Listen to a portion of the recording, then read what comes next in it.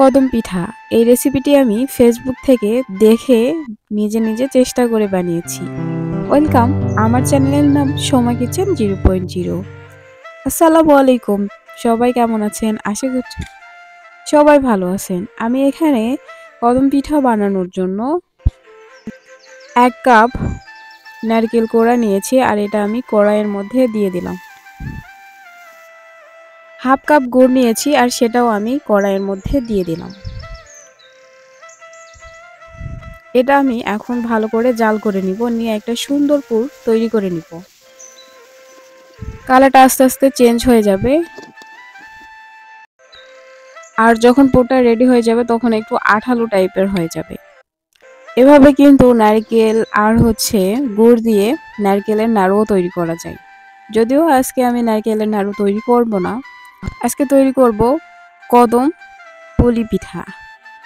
আর আমার নারকেলের পুরটা কিন্তু একদম রেডি, অনেক সুন্দর হয়েছে, আর এটা দেখতে অনেক লোভনীয় হয়েছে। এখন আমি আটাটা সিদ্ধ করে নেওয়ার জন্য পাতিলে 2 কাপ পানি দিয়ে পানির বলক তুলে নিব।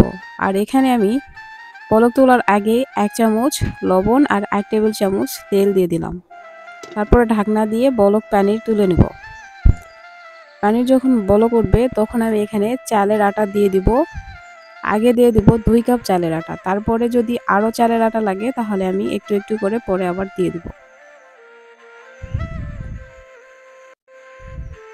আমার কিন্তু এই যে 1 চালের আটা সিদ্ধ হয়ে গেছে। এখানে আমার 2.5 কাপের মতো চালের আটা লেগেছে 2 কাপ পানিতে। আমি এই আটাগুলো ভালো করে সুন্দর করে মথে নিব। মথে নেওয়া হয়ে গেলে আমি এখন যেটা বানাবো সেটা হচ্ছে কদম পুলি পিঠা বানানোর জন্য আমি এরকম করে আটাটা ঘুরিয়ে একটু পাতলা সাইজের করে নিব। তারপরে এর মধ্যে আমি পুরটা দিয়ে দিব, দিয়ে এভাবে মুখটা লাগিয়ে দিব। তারপরে এভাবে মুখ গোল করে ফেলবো। এখন এটা আমি চালের মধ্যে এভাবে কোডিং করে নেব, উপরে যেন চাল ভরে। আর চালটা আমি ভিজিয়ে নিয়েছিলাম, তবে ফেসবুকে আমি যে রেসিপিটা দেখেছিলাম সেখানে তারা বাসমতি চাল দিয়েছে, এজন্য তাদের কদম পুলি পিঠাটা দেখতে অনেক সুন্দর হয়েছিল, আমারটার চেয়েও বেশি। কিন্তু তারপরও আমি মোটামুটি বাসায় থাকা উপকরণ দিয়ে চেষ্টা করলাম, আর আমি সেই চেষ্টাতে মোটামুটি সাকসেস। যদি বাসায় বাসমতি চাল না থাকে এভাবে ভাতের চাল দিয়েও কিন্তু কদম ভাপা পুলি পিঠা তৈরি করা যায়। তবে এভাবে যদি চালগুলা না সিদ্ধ হয় পরে পরে কিন্তু পানির মধ্যে দিয়ে এভাবে পুরো পিঠাটাই পানির মধ্যে দিয়ে ভাতগুলা চাইলে সিদ্ধ করে নিতে পারেন। বাস, আমার কদম পুলি পিঠা রেডি।